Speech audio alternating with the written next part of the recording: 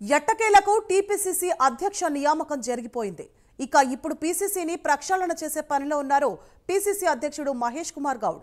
ఈ నేపథ్యంలో ఎవరెవరికి పీసీసీ పదవులు దక్కనున్నాయనే ఉత్కంఠ నెలకొంది ఆ పార్టీ నేతల్లో.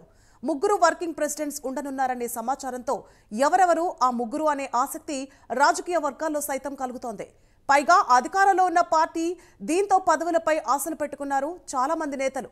ఈ క్రమంలో టీపీసీసీ కూర్పు ఎలా ఉండబోతోందనే దానిపై ఆసక్తిగా ఎదురుచూస్తున్నారు పార్టీ క్యాడర్. దీనిపై ప్రైమ్ 9 స్పెషల్ స్టోరీ.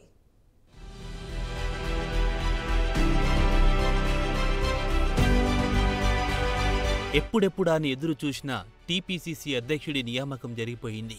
ఇప్పుడు పీసీసీ పదవులపై దృష్టి సారించింది అధిష్టానం. ఇటీవల ముఖ్య నేతలంతా ఢిల్లీ వెళ్లి వచ్చారు. పీసీసీ కార్యవర్గ నియామకానికి అధిష్టానం గ్రీన్ సిగ్నల్ ఇచ్చినట్లు సమాచారం. దీంతో దీనిపై కసరత్తు మొదలెట్టారు పీసీసీ సారథి మహేష్ కుమార్ గౌడ్. ఈ నేపథ్యంలో కొందరి సీనియర్ల పేర్లు సైతం తెరపైకొస్తున్నాయి. ముగ్గురు వర్కింగ్ ప్రెసిడెంట్లు, ఒక ప్రచార కమిటీ చైర్మన్ ను నియమించవచ్చనేది తెలుస్తోంది. ఇక ప్రధాన కార్యదర్శి, అధికార ప్రతినిధి, ఉపాధ్యక్ష స్థానాలకు కూడా మంచి డిమాండ్ ఉంటుంది. పూర్తి స్థాయిలో పీసీసీ ప్రక్షాళన జరగనున్నట్లు కాంగ్రెస్ వర్గాలు చెబుతున్నాయి. ఓ పక్క మిగిలిన నామినేటెడ్ పోస్టులు భర్తీ కూడా చేయనున్నారు. మరోవైపు మంత్రివర్గ విస్తరణ కూడా జరగనుంది. దీనికి సంబంధించి సీనియర్లు ఢిల్లీలో ఎవరి ప్రయత్నాలు వారు చేసుకున్నారు. తమ మనుషులకు పదవులు ఇప్పించడానికి నానా అగచాట్లు పడుతున్నారు. పార్టీ అధికారంలో ఉండడంతో పార్టీ బేరర్ కు కూడా విలువ ఉంటుంది కాంగ్రెస్ లాంటి పార్టీలలో. దీంతో ఆశావహులు పీసీసీ పదవుల పందరం ఎప్పుడు జరుగుతుందా అని ఎదురు చూస్తున్నారు.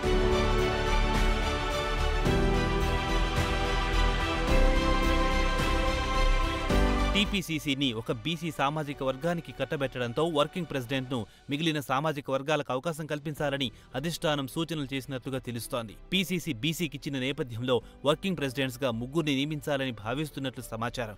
వాళ్లలో ఒకరు ఓసీ సామాజిక వర్గానికి, ఒకటి ఎస్టీ సామాజిక వర్గానికి, ఒకటి ఎస్సీ సామాజిక వర్గానికి కేటాయించాలని ఆలోచిస్తున్నట్లు ఆ పార్టీ నేతలు చెప్పుకుంటున్నారు. ఓసీ కోటాలో మహబూబ్ నగర్ కు చెందిన మాజీ ఎమ్మెల్యే వంశీచంద్ రెడ్డి రేస్లో ఉన్నట్టుగా తెలుస్తోంది. యూత్ కాంగ్రెస్ బ్యాక్గ్రౌండ్ నుంచి వచ్చిన వంశీచంద్ రెడ్డి 2014లో కల్వకుర్తి నుంచి ఎమ్మెల్యేగా విజయం సాధించారు. తాజా పార్లమెంట్ ఎన్నికల్లో మహబూబ్ నగర్ లోక్సభ స్థానం నుంచి పోటీ చేసి సీనియర్ బీజేపీ నేత డీకే అరుణ చేతిలో అతి స్వల్ప ఓట్ల తేడాతో ఓడిపోయారు. మరో స్థానానికి ఎస్టీ కోటాలో మహబూబాబాద్ ఎంపీ బలరాం నాయక్ రేసులో ఉన్నట్లుగా సమాచారం. బలరాం నాయక్ గతంలో 2009లో కూడా ఎంపీగా గెలుపొందారు. కొంతకాలం కేంద్ర మంత్రిగా కూడా పనిచేశారు. ఇక మూడో వర్కింగ్ ప్రెసిడెంట్ రేసులో గద్వాల జోగులాంబ జిల్లాకు చెందిన మాజీ ఎమ్మెల్యే సంపత్ కుమార్ ఉన్నట్లుగా ఆ పార్టీ శ్రేణుల్లో గుసగుసలు వినబడుతున్నాయి. 2014 ఎన్నికల్లో అలంపూర్ నుంచి ఎమ్మెల్యేగా గెలుపొందిన సంపత్ కుమార్ వరుసగా ఓటమి చెందుతూ వస్తున్నారు. అయినా పార్టీకి విధేయుడిగా ముద్రపడ్డారు. ప్రస్తుతం ఏఐసీసీ కార్యదర్శిగా కొనసాగుతున్నారు. ఇక పార్టీ ప్రచార కమిటీ చైర్మన్ గా సంగారెడ్డి మాజీ ఎమ్మెల్యే తూర్పు జయప్రకాష్ రెడ్డి రేసులో ఉన్నట్టు తెలుస్తోంది. ఇంకా ఇతర నేతలు కూడా పోటీ పడుతున్నారు. ఎస్సీ కోటాలో అడ్లూరి లక్ష్మణ్ రేసులో ఉన్నారు.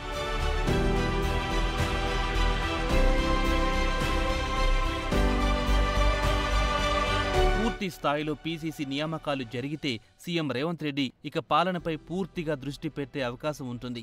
పార్టీ వ్యవహారాలు పీసీసీ చూసుకుంటుంది. తనకు ఆప్తుడైన మహేష్ కుమార్ గౌడ్ పీసీసీ సారథి కావడంతో రేవంత్ రెడ్డికి కలిసొచ్చే అంశంగా చెప్పొచ్చు. దీంతో ప్రభుత్వం, పార్టీ రెండు సమన్వయంతో పనిచేసే అవకాశం ఉంటుంది. పైగా ఇప్పట్లో రేవంత్ రెడ్డిని వ్యతిరేకించే వాళ్ళు కూడా పార్టీలు లేకపోవడం గమనించదగ్గ విషయమే. ఒకప్పుడు రేవంత్ రెడ్డిని వ్యతిరేకించిన తూర్పు జగ్గారెడ్డి లాంటి వారిప్పుడు రేవంత్ రెడ్డికి అనుకూలంగా మారారు. కోమటిరెడ్డి బ్రదర్స్ కూడా రేవంత్ రెడ్డిని వ్యతిరేకించే పరిస్థితి లేదు.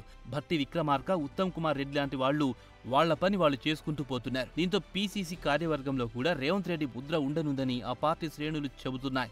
ఏదేమైనా తెలంగాణలో రానున్న రోజుల్లో కాంగ్రెస్ పార్టీ గుర్రాల సవారీ చేయనుందని తెలుస్తోంది. చూడాలి మరి ఎవరిని వరించునో పీసీసీ పదవులు.